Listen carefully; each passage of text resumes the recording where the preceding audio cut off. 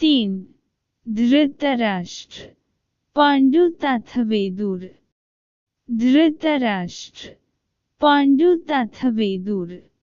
सत्यवती के चित्रांगद और विचित्रवीर नामक 2 पुत्र हुए। शांतनु का स्वर्गवास चित्रांगद और विचित्रवीर के बाल्यकाल में ही हो गया था, इसलिए उनका पालन पोषण भीष्म ने किया।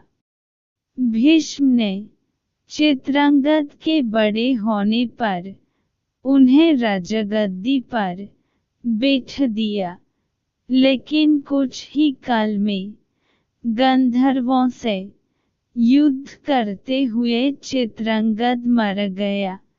इस पर भीष्म ने उनके अनुज विचित्रवीर को राज्य सौंप दिया।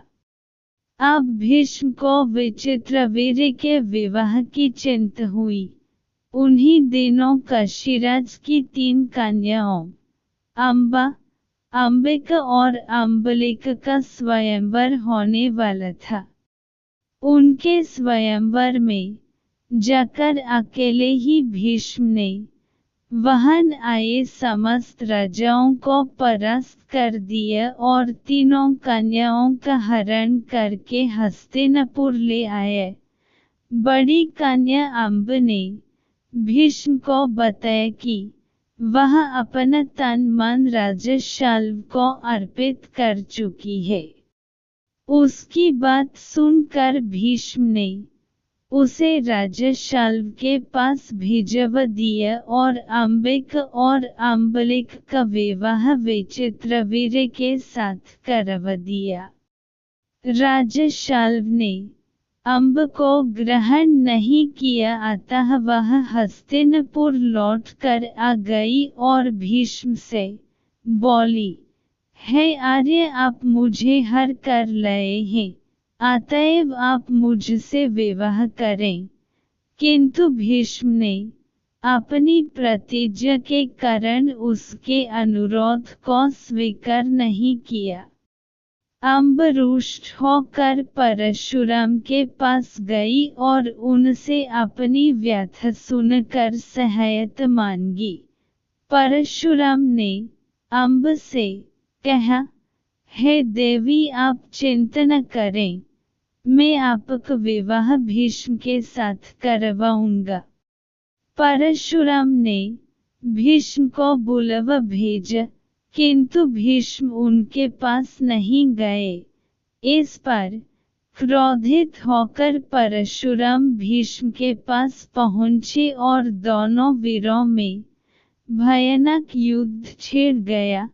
दोनों ही अभूतपूर्व योद्धा थे, इसलिए हार जीत का फैसला नहीं हो सका।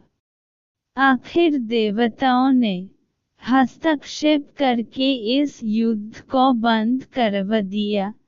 अंब निराश होकर वन में तपस्या करने चली गई।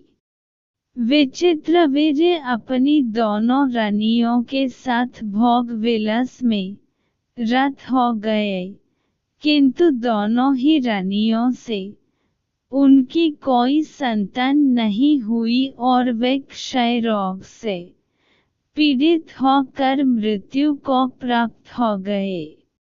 अब कुल नाश होने के भय से माता सत्यवती ने एक दिन भीष्म से कहा, पुत्र, इस वंश को नष्ट होने से बचने के लिए मेरी आज्ञा है कि तुम इन दोनों रानियों से पुत्र उत्पन्न करो। माता की बात सुनकर भीष्म ने कहा, माता, मैं अपनी प्रतिज्ञा किसी भी स्थिति में भंग नहीं कर सकता। यह सुनकर माता सत्यवती को अत्यंत दुख हुआ।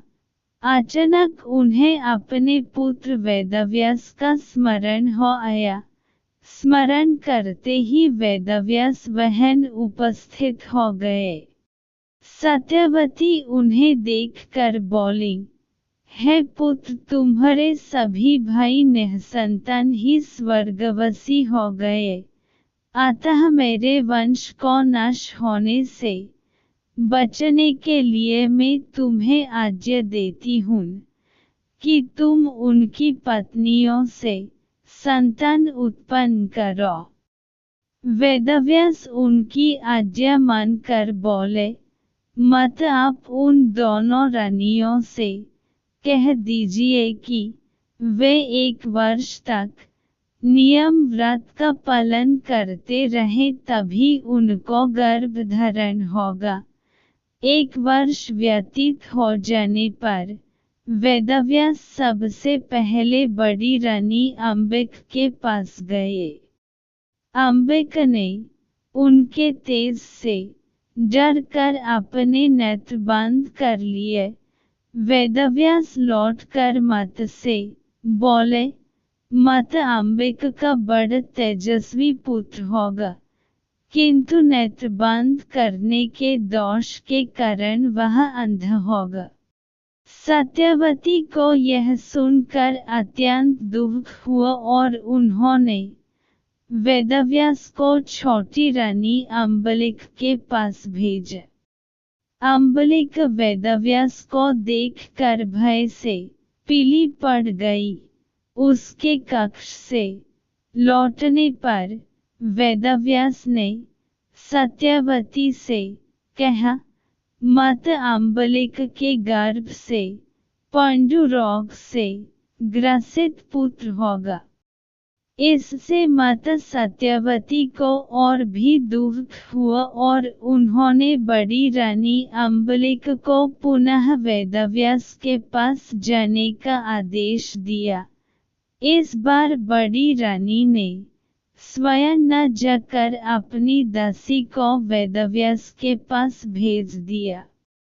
दासी ने आनंदपूर्वक वेदव्यास से भोग कराया।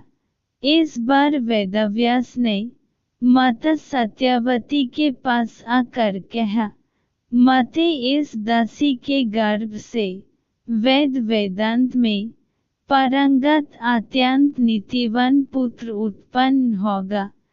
इतना कहकर वेदव्यास तपस्या करने चले गए।